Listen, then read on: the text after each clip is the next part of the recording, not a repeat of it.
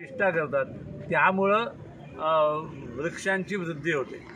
पण हे आम्हाला माहिती नाही। आम्ही रस्त्यावर दिसले की झाडं कापून टाकतो। खरं म्हणजे झाडं लावायला हवी, झाडं लावा, झाडं जगवा, अशासाठी आपला हे आहे।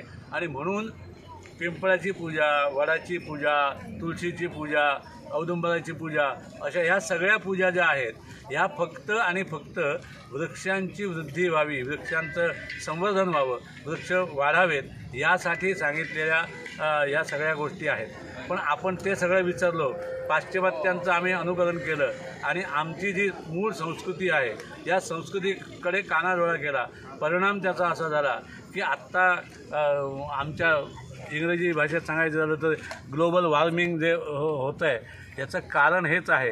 जिथे झाडं होती, आत्ता अगदी इथे खाली जर तुम्ही उतरलात, ही उतरल्यानंतर भरपूर वृक्ष होते आणि आंब्याचे होते। तिथे आम्हाला थंडी वाजायची रात्रीच्या वेळी येताना। आता थंडी सोडा, आता सावलीसुद्धा मिळत नाही, कारण आता वृक्षच नाही तिथे। अशी अवस्था आत्ता झाली आहे। कारण एकच की आम्ही फक्त वृक्षाची कत्तल केली। एक वृक्ष एका वर्षाला एका माणसाला जवळजवळ 35,000 रुपये उत्पन्न करून देतो।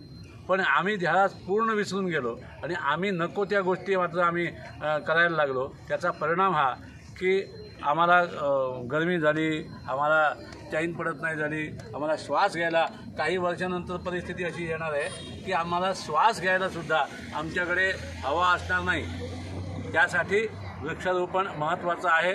आज आमच्या या मंडळातर्फे आणि तुमच्या संस्थेतर्फे आपण इथे वृक्षारोपण केलेलं आहे।